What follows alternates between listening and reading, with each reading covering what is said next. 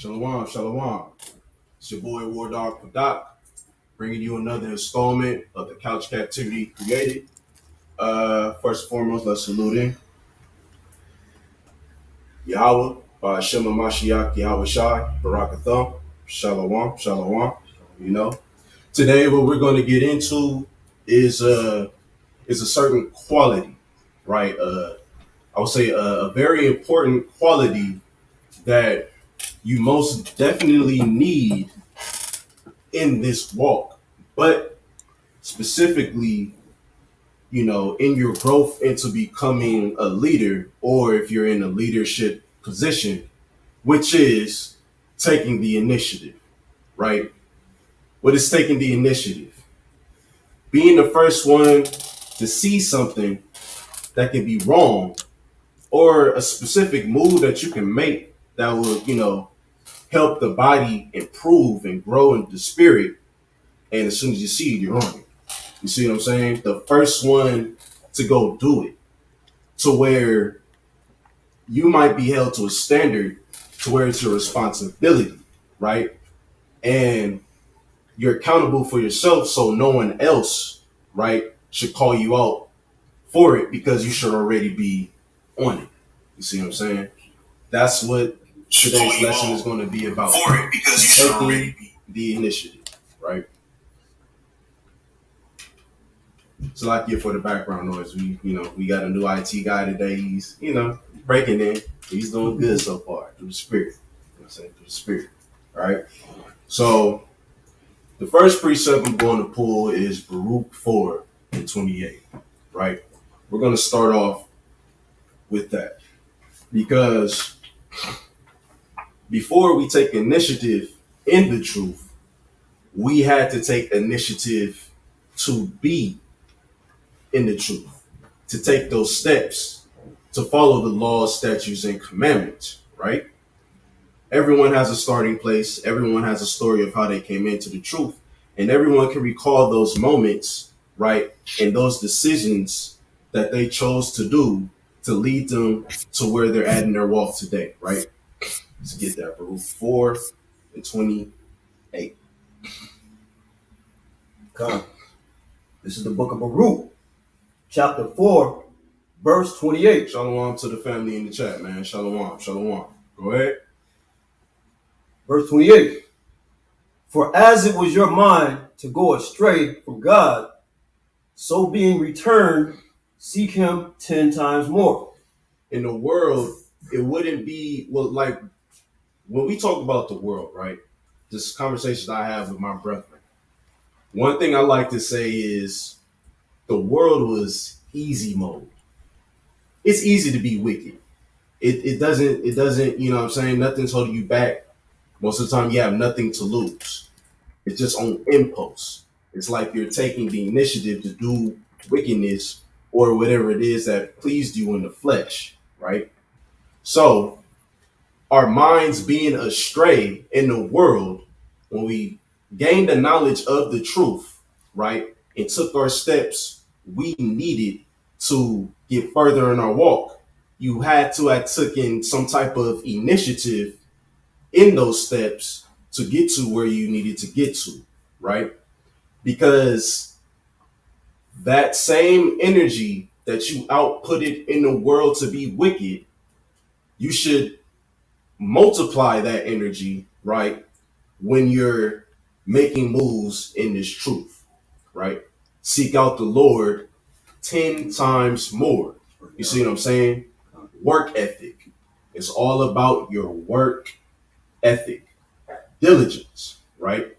That's another key word that comes to mind when we're talking about taking initiative, because somebody who's diligent is going to be in the spirit and automatically has a spirit on them to where they're going to be quick to take the initiative and do what needs to be done without anybody having to tell them what they need to do, right? So we got to make sure that that same work ethic that we had to do wickedness in the world, we need to multiply that and apply it to the truth, right? So when we had first came into this truth, we had took initiative to do the righteous thing, right? The next precept I'm going to get is James 2, verse 17 through 18, right? Because when we take initiative, we understand that it's going to be seen before the Most High, but on a lower scale, right? On a more terrestrial scale, it's going to be seen amongst your brethren. That one person that sticks out, right? That takes the initiative. That person is set apart. That person is different. You see what I'm saying? That person has a certain quality, a certain drive within them that's having them make the correct decisions and movements, right? To do what he needs to do in righteousness, right? Go ahead. This is the book of James, chapter 2, and verse 17. Even so, faith, if it hath not works, is dead being alone. Even so, faith, believing in the Most High, in his promises, believing in these prophecies that are within this book, believing, right, the wisdom, knowledge, and understanding that's given to us by our forefathers and ancestors throughout this book. But how do you show your belief? You have to have some type of work behind it, because you can talk a good talk, right? You can talk all day about how we're Israel, how we're God's chosen people, how we're going to get the kingdom, how we're the greatest people on this earth. But if you're not putting the works behind those words, it's dead. It means nothing. So we have to take the responsibility of taking initiative in doing righteous things, righteous works to display our faith, which also puts your works on display for those to see. Because remember, we got to be a light to our people. When our people see us on the block preaching the gospel, right? They want to see, they have not want to see, they have to see the unity, right? The brotherhood, but also those who are serious in what they talk about. Because there's a lot of people in the world who disagree with what we believe in, but because of the work ethic that we put into what we believe, right? Our works displaying our faith, we get respected. You see what I'm saying? Go ahead and read verse 18.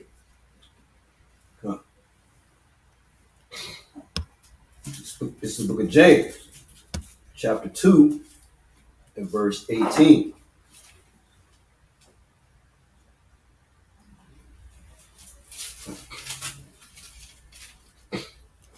Have your works on display. Go ahead. Verse 18. Yea, a man may say, thou hast faith, and I have works. Show me thy faith without thy works. Show me your faith without your works. How can you do that? You really can't. You see what I'm saying? You have to have some type of action to back up those words, some type of initiative that needs to be taken, right? Go ahead. Come. Show me thy faith without thy works, and I will show thee my faith by my works. And that's exactly what we're doing. We're being that example to those who have that faith, who have that zeal, not according to knowledge, right? We're showing them that we have the same faith, but we also have the work ethic to show that we're about what we believe in. You see what I'm saying?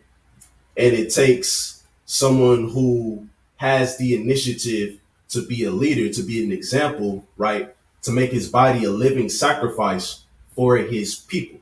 You see what I'm saying? And we all understand that. How do you show your faith by your works? That's by keeping that law. When we heard that we were Israel and that the Most High had something that he required of us, right? Which is keeping that law, we put on our fringes. We stopped eating pork, shrimp, crab, lobster. We started taking those steps to where we would hold back and have mercy on our brethren, those who transgress us and don't know no better. You see what I'm saying? For little reasons that don't even matter, you know, trying to reverse the curses, right? because we understand not keeping the commandments, not having the initiative to keep the commandments, you're going to be stuck in the cycle of the curses while also being wicked. So, how do we get out the curses? Right? It's simple. We got in the curses for not following the commandments. So, the the simple solution to that would be keeping the commandments to get out of these curses, right? Taking the initiative of doing what the Most High God requires of thee, right? And when we look at different examples in the book, a lot of our forefathers took the initiative to put in His work to make sure that Israel was on point to be a leadership position for the nation, right? And leading our nation in righteousness to please the Lord thy God. One of the examples that come to mind, and one of my favorite examples, or one of my favorite books in the Bible, is Mattathias and Maccabees, right? And then that's what we're about to get into, right? Let's get. I want you to get that in the GNT. First Maccabees chapter 2 in the GNT, right? So we can have have it for people to digest easier for those to understand. Okay. Yeah, just go on another window and type that verse in GNT.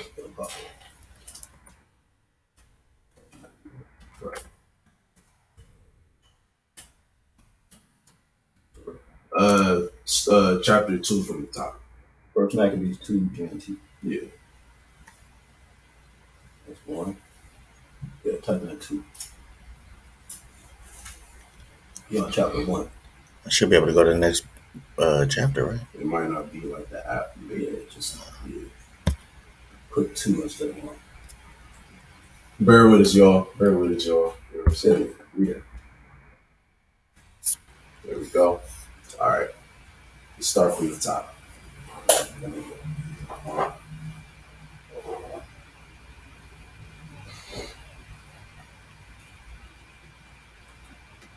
The faithfulness of Mattathias, right? Mattathias had a faith, a strong faith in the Lord thy God. And you're going to see the works that he put out to display his faith, right? Go ahead. It's the book of First Maccabees, chapter 2 from the top in the GNT, the Good News Translation. During that time, a priest of Jehoiarib family named Matthias, who was the son of John and the grandson of Simeon, moved from Jerusalem and settled in Modin.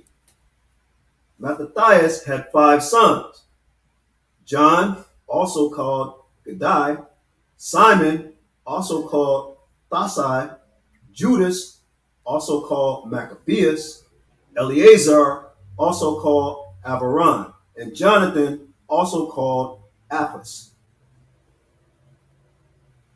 Yeah. Verse 6. We're going down to verse 48. Verse 6. When Matthias saw all the sins that were being committed in Judea and Jerusalem, he said, "Why was I born to see these terrible things? The ruin of my people and of the holy city. Must I sit here helpless while the city is surrounded? While the city is surrendered to enemies and the temple falls into the hands of foreigners?" Salakia, just a quick background for those who don't know about the book of Maccabees, right? So the time and place that we're dealing with is the start, right? The beginning of the Greek captivity, right? If you know about Alexander the Great, it's for generals. They're the ones who are in power, and soon his power spread throughout, that part of the earth, right? They started to conquer, and the king at that time, Antiochus, right, put out a decree to where he tried to make all nations one, and everyone has to follow his laws, statutes, and commandments. And if you don't comply, you die. Simple as that, right? So now we're looking at what is going on in Jerusalem when this decree is going out and they're trying to take hold and have power over Jerusalem, right? Go ahead. 1 second.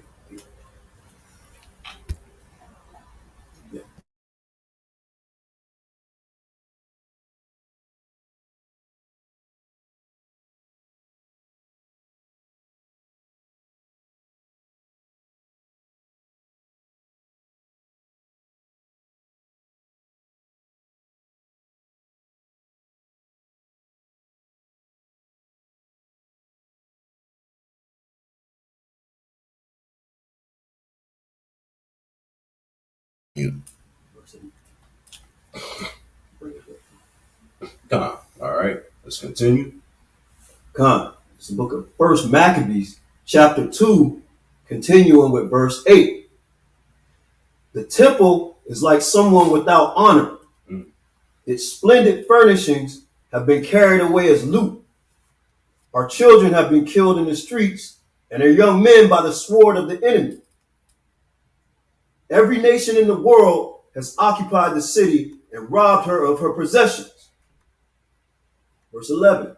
All her ornaments have been stripped away. She is now a slave, no longer free. Look at our temple, profaned by the Gentiles, empty of all its splendor. Why should we go on living? And we see, right, Mattathias, he's wondering, why are all these things going on? This is complete madness and wickedness, right? The first thing, he's spotting out what is wrong, right? And he's feeling some type of way about it because he has a righteous spirit on him, right? Go ahead. Verse 14. In their grief, Mattathias and his sons tore their clothes, put on sackcloth, and continued in deep mourning. Then the king's officials, who were forcing the people to turn from God, came to the town of Modi'in to force the people there to offer pagan sacrifices. Many of the Israelites came to meet them, including Mattathias and his sons. The king's officials said to Mattathias, "You are a respected leader in this town, and you have the support of your sons and relatives. Why not be the first one here to do what the king has commanded? All the Gentiles, the people of Judea, and all the people left in Jerusalem have already done so. If you do so, and your sons will, you and your sons will be honored with the title of friends of the king." Right. So the decree finally reaches Modi'in, right? And its officials talking to Mattathias. He knows about Mattathias. It was a prominent leader in his community. He knows about it. So now he's going to them, and he knows, if I can get this brother who everyone knows and likes and looks up to follow this decree of the king, Jerusalem is ours. The Israelites are ours. You see what I'm saying?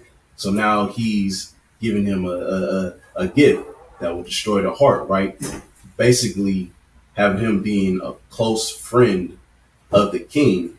And, of course, you have to put a little moolah behind it too, some gold and silver, right? Let's see what Mattathias has to say about this. Go ahead. You and your sons will be honored with the title of friends of the king, and you will be rewarded with silver and gold and many gifts. Verse 19.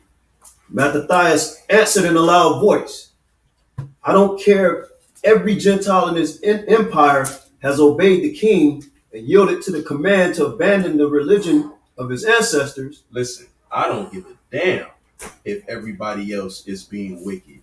Just because everybody else is wicked and falling off from the ways of the Most High, don't mean I gotta do it. You out your rabbit ass mind, right? Go ahead. Verse 20.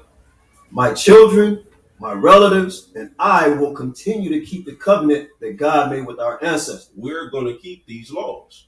We're going to keep these laws because we fear the Most High God, our power. We know what he's capable of, but we were made to please him. We were made to be righteous. So we're going to keep on doing that no matter what. Go ahead. With God's help, we will never abandon his law or disobey his command. And because of the power of the Most High God that is behind me, my faith will not allow me to abandon his law or disobey his commands. Go ahead. Verse 22. We will not obey the king's decree, and we will not change our way of worship in the least. Verse 23. Just as he finished speaking, one of the men from Modi'in decided to obey the king's decree and stepped out in front of everyone to offer a pagan sacrifice on the altar that stood there. It's always that one nigga. It's always that one.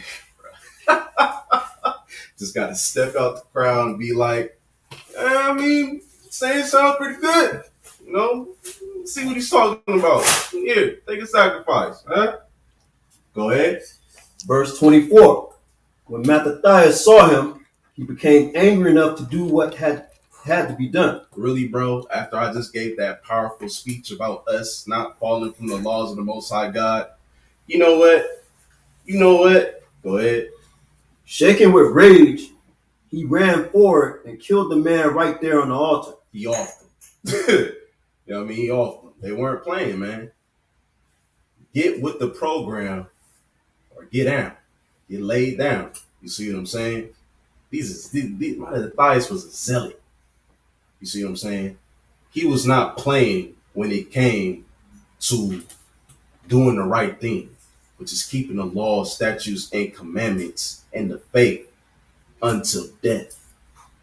You see what I'm saying? Because of confidence that he has from his faith and from the power of the Most High God, he's able not to fall from what he's supposed to do. Right? Go ahead. Verse 25. He also killed the royal official who was forcing the people to sacrifice. And then he tore down the altar. In this way, Mattathias showed his deep devotion for the law, just as he had done. He killed Zimri, son of Salu. We're tired of this oppression. We're tired of the wickedness that's surrounding us. Now it's time to take action. No one else is doing it, so I'm about to do it, and Lord willing, my people follow me. This is the beginning of Mattathias taking initiative to get back his people, to get back his land, to keep the laws, statutes, and commandments of the Most High God. Go ahead. Verse 27. Then Mattathias went through the town shouting, everyone who is faithful to God's covenant and obeys his laws, follow me. Anyone who is strong in faith and you feel like that you have a spirit on you to where you're tired and it's time to fight back, come with me. Because whether you come with me or not, I'm taking the initiative and we're going to do what's right for you. Go ahead. With this, he and his sons fled to the mountains, leaving behind all they owned. At that time, also many of the Israelites who were seeking to be right with God through obedience to the law went out to live in the wilderness, taking their children, their wives, and their livestock with them because of the horrible oppression they were suffering. Because of the horrible oppression that they were suffering, right? Real quick, before we continue, I want to make a point. Bring it out there, right? You got to pay attention to the troublous times that they're in right now. You see what I'm saying? You know, the saying goes, it takes some shit to happen for niggas to learn. Before stuff really goes down, because we see what's going on with Russia. We know what's going to happen. You know that prophecy in Ezekiel 38. You know what's going to happen. Take the initiative and put in that work. Put your works on display.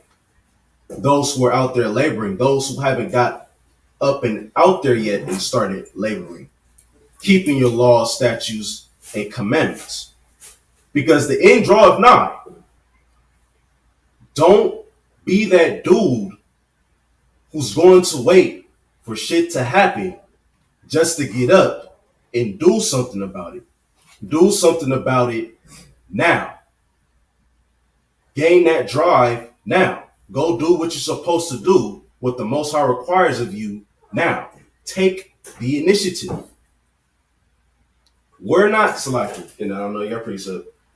We're not waiting on the Most High. We're not waiting on Yahweh Shai. Yahweh Shai and the Most High is waiting on us. So get your ass up and do what you're supposed to do. Take the initiative, Yasharala. Go ahead. Precept. Precept. It's the book of Sirach, chapter 2, verses 4 through 5. Whatsoever is brought upon thee, take cheerfully, and be patient when thou art changed to a lower state. Because a lot of things that people go through, I didn't even want to get this precept yet. Might as well get it. Sirach 32:17. Might as well get it. Good precept, okay? Go ahead. Verse 5. For gold is tried in the fire, and acceptable men in the furnace of adversity. Right. Sirach 32:17. Right. Because read that again. Read your precept again. Read that again. It's the book of Sirach. Yeah. It's the book of Sirach, chapter 2, verse 4 through 5. Whatsoever is brought upon thee, take cheerfully. Because in this walk, it's not easy. You're going to be going through something, but you have to take that cheerfully.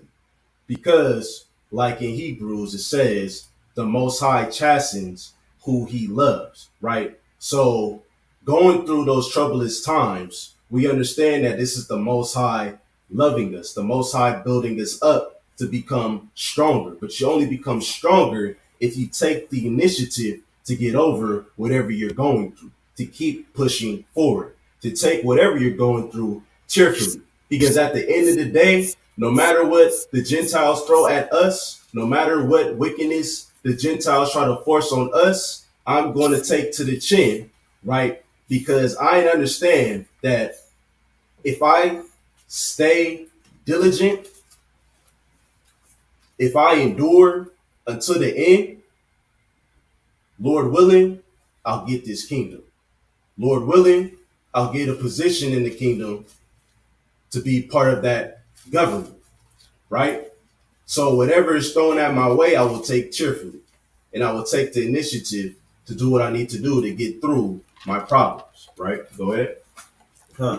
It's the book of Sirach, chapter 2, and verse 5. For gold, and be patient when thou art changed to a lower state. For gold is tried in the fire, and acceptable men in the furnace of adversity. And be patient. There's a light at the end of the tunnel, but you got to get through the tunnel first to get to that light. Be patient. You see what I'm saying? The Most High does things for a reason. And if you're doing what you're supposed to be doing, you can guarantee that the Most High has a blessing for you at the end of it, right? Might as well. 32 and verse 17. It's the book of Sirach, chapter 32 and verse 17. A sinful man will not be reproved, but findeth an excuse according to his will. A wicked man will not be reproved, but he's going to try and find that excuse to why he didn't take the initiative to do what he was supposed to be doing. Like I was saying earlier, a quality that comes with taking initiative is being accountable. If you know you have a responsibility that you're supposed to do, a standard that you're held up to, why not meet it? Why not put your works on display? Because remember, the whole point of the whole works on display title is because people are expecting something. People are expecting to see something when you're held to that standard, right? And when you're not displaying that, they start questioning. Why aren't you doing this? Why aren't you doing that? And what follows behind that? A bunch of excuses, which no one cares about and which no one wants to hear. You see what I'm saying? Don't be that dude who has so many reasons on why he didn't take the initiative to do what was right. You see what I'm saying? Because we have no excuse. If we have the faith, we have a powerful confidence because of Yahweh, our power, right? Which you shouldn't be double-minded, right? In any of the things that you do in righteousness, right? You should be confident. You shouldn't be fearful in anything else, because if your spirit's in the right place, right, and it is of the Most High's will that you do that, everything's going to fall through and fall into place. So it's no excuse for us to not take the initiative in doing what is right. Let's go back to First Maccabees. It's the book of First Maccabees, chapter 2, going back to verse 29. At that time, also many of the Israelites who were seeking to be right with God through obedience to the law went out to live in the wilderness, taking their children, their wives, their livestock with them, because of the terrible oppression they were suffering. Verse 31. The report soon reached the king's officials and the soldiers in the fort at Jerusalem that some men who had defied the king's command had gone into hiding in the wilderness. A large force of soldiers pursued them, caught up with them, set up camp opposite them, and prepared to attack them on the Sabbath. Ain't that called prepared to attack them on the rest day, when they know they're resting, right? Go ahead. Verse 33. There is still time, they shouted out to the Jews. Come out and obey the king's command, and we will spare your lives. Got one more chance to be wicked with us. But let's see what they do. We will not come out, they answered. And we will not obey the king's command, and we will not profane the Sabbath. Verse 35. The soldiers attacked them immediately, but the Jews did nothing to resist. They did not even throw stones or block the entrances to the caves where they were hiding. They said, we will all die with a clear conscience. Let heaven and earth bear witness that you are slaughtering us unjustly. And that's what brothers got to be prepared to do, man. Brothers got to be prepared to die for this truth. The ones on the front line who took initiative to let their people know that the so-called blacks, Hispanics, and Native Americans are the Israelites according to the Bible, and that they had to keep the faith and the laws, statutes, and commandments. Some people might come into the fold, some people might not. But we still have to go out there and make our bodies a living sacrifice. And some of us are going to die for this truth, man. So we have to take the initiative and most definitely be prepared for something like this to happen, right? Go ahead. Verse 38. So the enemy attacked them on the Sabbath and killed the men, their wives, their children, their livestock, and 1,000 people died. When Mattathias and his friends heard the news about this, they were greatly saddened and said to one another, if all of us do as these other Jews have done and refuse to fight the Gentiles to defend our lives and our religion, we will soon be wiped off the face of the earth. Verse 41.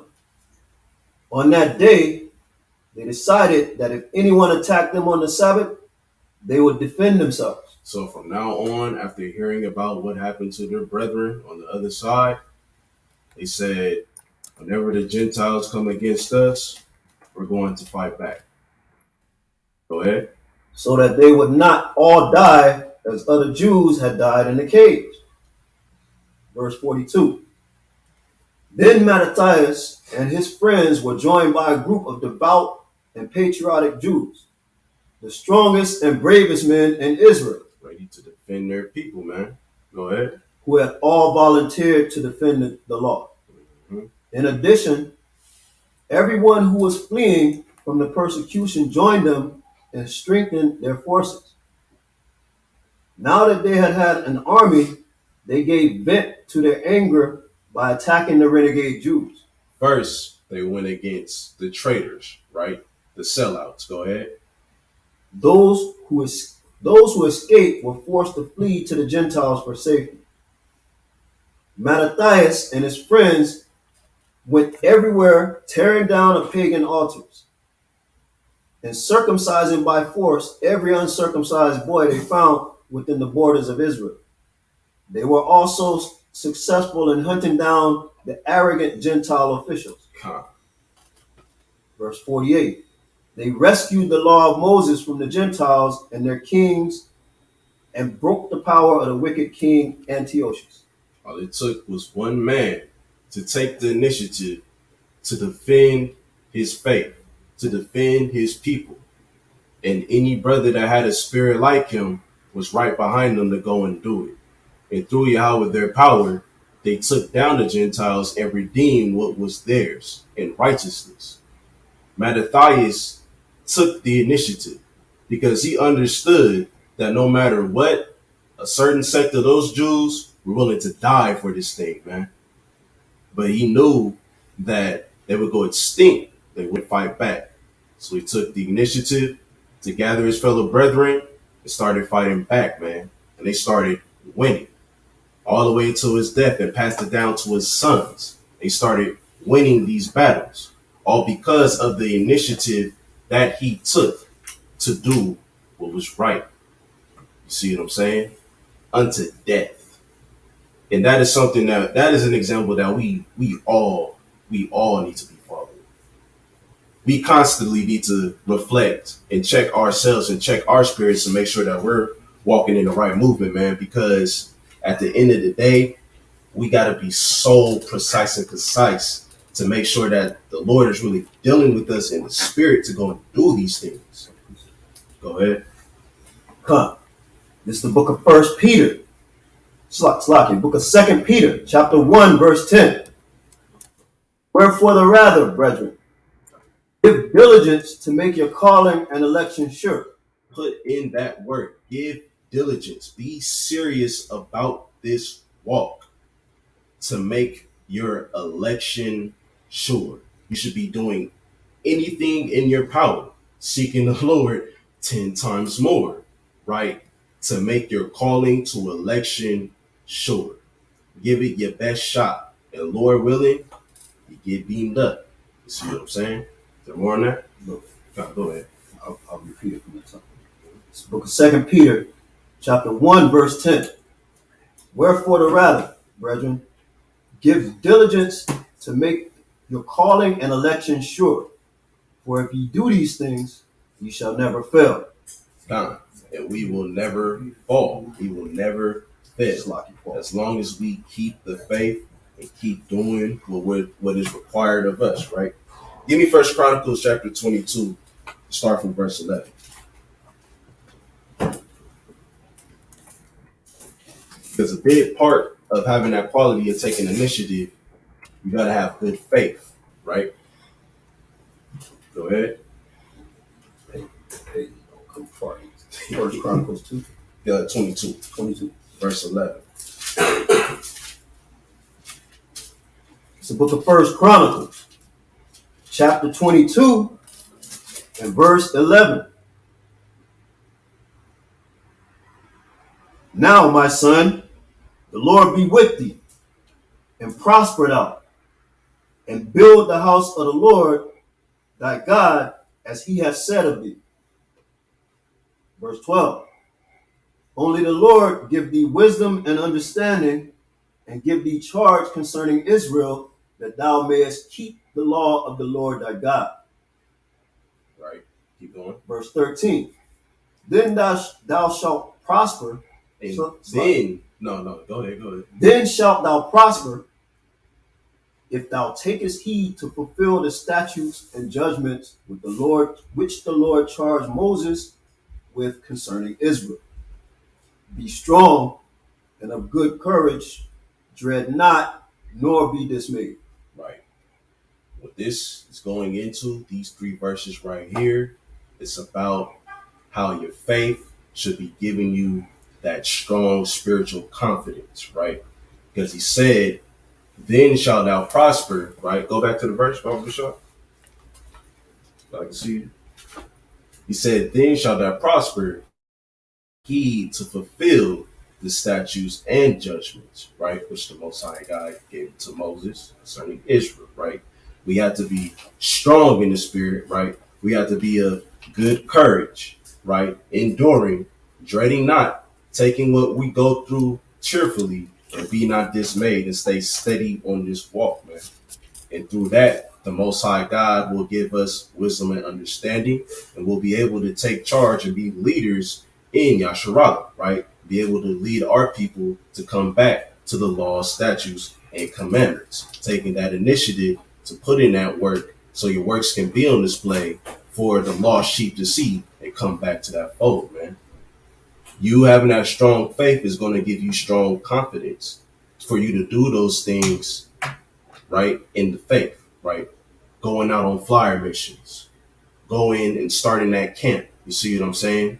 Going to the most dangerous parts in the ghettos, man, to go preach the gospel, to see who you can gain, right? Because the average person, right, the average Christian, he ain't doing that. He ain't going to go do that. He's going to dwell safely in that church, listening to the smooth things, the smooth, wicked things that his pastor is teaching. You see what I'm saying? But because we have the faith, but also the righteous works to go behind it, right? We are not afraid to go and do these things, which the Christian church is scared to do, what they were supposed to do, what the Catholic Church is scared to do, what they're supposed to do, the initiative that they were supposed to take to try to bring their people back to God, right? So obviously the church has failed us. So now us grabbing this book and understanding what the truth is and what the right thing to do is, we take the initiative to do those things. Go ahead. This is the book of Isaiah, chapter 30 and verse 10. Which say to the seers, see not, and to the prophets, prophesy not unto us right things, speak unto us smooth things, prophesy deceits. Right. Go ahead and give me Proverbs 13 and verse 4. Right. And then after that in the GMT, I'm gonna have you get Proverbs 12 and 27. Go ahead. This is the book of Proverbs, chapter 13 and verse 4. The soul of the sluggard desireth and hath nothing. You could be a man that desires many things, that has a bunch of good ideas in his head, right? That desires to do those things, just thinking about the outcome of it. You can imagine about it all day, right? Go ahead. But because he's a sluggard, go ahead. But the soul of the diligent shall be made fat. Salaki, you skipped the part. And have nothing, Salaki. Oh, Salaki. Nothing. Yeah. But the soul of the sluggard desireth and hath nothing. Because he doesn't have a spirit on him to put in that work, to take the initiative to do what he's supposed to do. So he's not going to get anything from those good ideas that he has in his head, right? But the soul of the diligent, when we go into that word diligent, we understand that that goes into being serious about this walk, right? Making the moves and putting in the work, bringing forth the fruits will be made fat through our actions, taking initiative, right? Go ahead. Salaki, get 12 and 27 in the GNT, right? Because don't be that person that just says great things that they want to do or that they're going to do and don't do them. Be that person that goes and does them. You see what I'm saying? Put your works on display. 12 and 27 in the GNT. What verse? Proverbs 12 and 27. Salaki.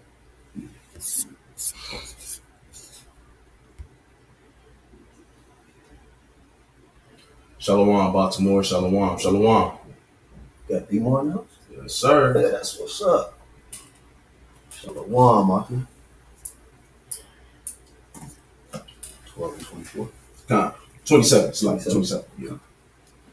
This is the book of Proverbs, chapter 12, verse 27, in the GNT, the Good News Translation. If you are lazy, you will never get what you're after. If you're not willing to put in that work, you're never going to get nowhere in life. Go ahead. But if you work hard, But if you do work hard, go ahead. you will get a fortune. You will get a fortune. And what is that fortune that we're hoping for? The kingdom. You see what I'm saying? To get saved out of this hellhole, right? This captivity, right? Because we put in that work, we put our works on display in hopes it inspires other brothers to take that initiative and put their works on display, their righteous works on display, right? Because the lazy nigga ain't never gonna get his nation nowhere. Like I said, we're not waiting on Yahweh Shai and the Most High. The Most High and Yahweh Shai is waiting on us. So they're going to be continue to waiting on us if we're the ones who aren't taking the initiative and being sluggards out here, not willing to put in that work to bring back the fold, right? Go ahead. Slakia, right? One more verse? You can. It's the book of Proverbs, chapter 12, and verse 28 in the GNT. Righteousness is the road to life. Because at the end of the day, doing that right thing, putting that work in righteousness is going to lead you to that everlasting life. Go ahead. Wickedness is the road to death. But if you want to stay in your mischief, if you want to stay wicked and continue creating excuses for why you're not taking initiative to be a righteous man, to put in his work for his people, you're going to die in your wickedness, right? Because we understand the wages of sin are death, right? Go ahead and give me 1 Corinthians chapter 15 and 58, and we're going to close out on that.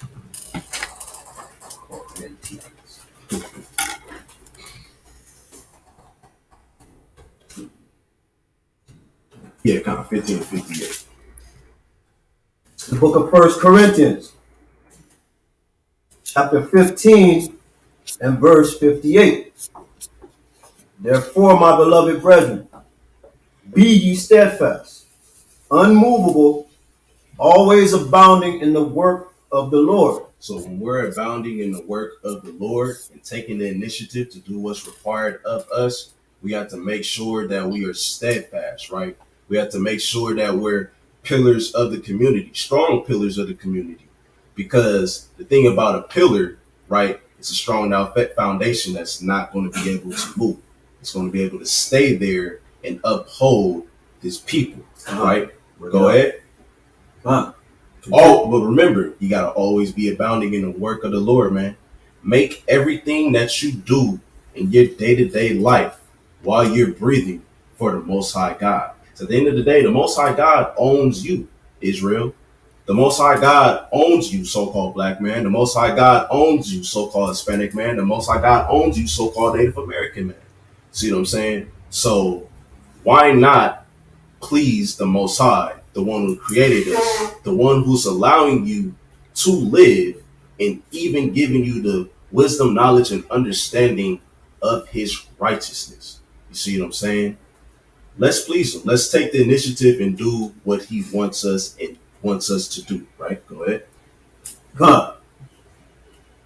1 Corinthians verse 15, chapter 15 and verse 58 from the top of the verse. When I yell at you. I can't say it. Corinthians. Like the malls do around. No, that's an accent. That's not a speech impediment. That's an accent. That's different. We found y'all guys yours. No, it's TH. It's TH. Right? So 1 Corinthians verse 15, chapter 15 and verse 58. Therefore, my beloved brethren, be ye steadfast, unmovable, always abounding in the works of the Lord, for as much as ye know that your labor is not in vain in the Lord. Hey, and when you're taking that initiative to put in that work, to put in that labor, to put your works on display, best believe that the Most High God sees that. And if you endure to the end and stay consistent in taking the initiative and doing what you're supposed to do, the Most High God has a reward for you at the end of your days, man. I'll be up for you a chat. Shout out that you see. Con. You know, put the chat on the screen. That's the end of the lesson. Scroll to the top. You know, we can just go shout out your brothers. Shalom Rappa Hall, brother Rappa Hall, always diligent in the LBC class. You know what I mean? Shalom the car, new soldier to Riverside. Appreciate the support. See what I'm saying? The guard. Salaki. You know what I'm saying? It ain't that special. It sound like a bunch of never mind. But hey, shout out Baltimore, man. Shout out Safari Baltimore. Shout out Baltimore in the house. Man, for real. Bro, East Coast Appreciate time, the right? support, man. Hey, So what time is it on the East Coast? on the East Coast, That man, past one. past one. Yeah. 2, 3, 2, 1, 4. right? Shout them. You know, and with that, that's my lesson on taking the initiative, man. I hope that you guys were edified and learned something. Who's that Benjamin? This is Who's that, Benjamin? Calling me Lord. Man, that was a good lesson. Biggest fan right there. Young Lion. You know what I'm saying? But yeah, man, I hope that some of you guys were able to take away from that lesson and inspired you to take the initiative in being leaders in the community. Even my haters, all my haters took something from it as well. You know what I'm saying? That they take the initiative to try to bring them down, you know what I'm saying? But yeah, man, Sarge is not feeling well, and you know, he needs someone to put in this work. Best believe War Dog Padat, Long Beach SICARRI is going to take the initiative to keep the program running, man. You know, earlier today we were talking a little bit about, you know, just brothers taking the initiative and not being, you know, spoon fed, because you got to put in the work. You got to put in the work to get somewhere, right? You got to put in the work to get somewhere, man. Because at the end of the day, if you're not putting in that work for, you know, wisdom, knowledge, and understanding, how much of a foundation are you building? See what I'm saying? Because just one thing you know about Sarge, he can talk a whole lot of good talk. They can get asking him questions, ask you to prove it, ask you to break it down. We're gonna see exactly how diligent you've been being, man. Precise and concise. Y'all make sure y'all taking the initiative and put it into work, man. You know what I mean? Shalom Dakar, you know what I'm saying? That's what I was waiting for. No offense, Dakar, you know, but Shalom Paraz, you know what I'm saying? Light skin, yes, sir. You know what I'm saying? Yes, sir. Shalom Zephaniah, man. Shalom Zephaniah. You know what I'm saying? Oh, yeah, shout out Jeremiah. Shout out, that's the brother. Yeah. Shout out Jeremiah, man. Yeah. You know what I'm saying? We're still waiting for you to pop up the class, you know. We're coming back to camp. It's been good. You know? He's been there 2 weeks in a row. That part, he's been taking the initiative. Yeah. You know what I'm saying? In the spirit. Through the spirit. You know what I'm saying? But, you know, Cash App, you know, Bazak, up to Sergeant out, man. Gas you know, high, bro. Gas is high. Gas $7. Tribulation ain't going nowhere. You know what I'm saying? Yeah, Long Beach higher than Orange County. Good Lord, man.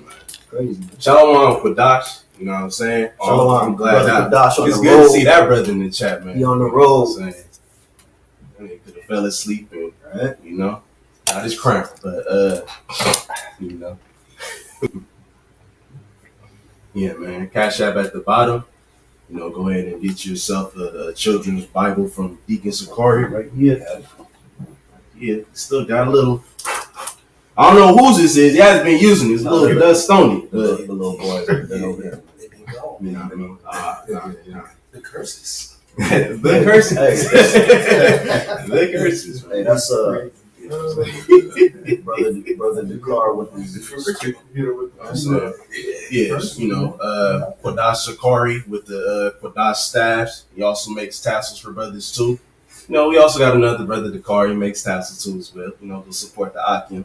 You know what I'm saying, in their businesses. You know, but for real, man, help brother out. Send some to that Cash App, man. Sorry, that's. But love you, Sarge. Make you proud, man. Hope we made you proud, man. Hope you'll never miss another lesson, because we taking this. It's ours, man. We taking this. We taking War Dog take over. no more. You gonna skip the office? No more Sarge. Nah, You you know what I'm saying? Young Lion. But yeah, man. I enjoyed edifying y'all, giving this lesson. You know. And with that, let y'all go to bed. Yahweh Ba'Hashem Yahweh Shai Barakathum. And Kwam Yasharala. Kwam Yasharala. Shalom. Shalom.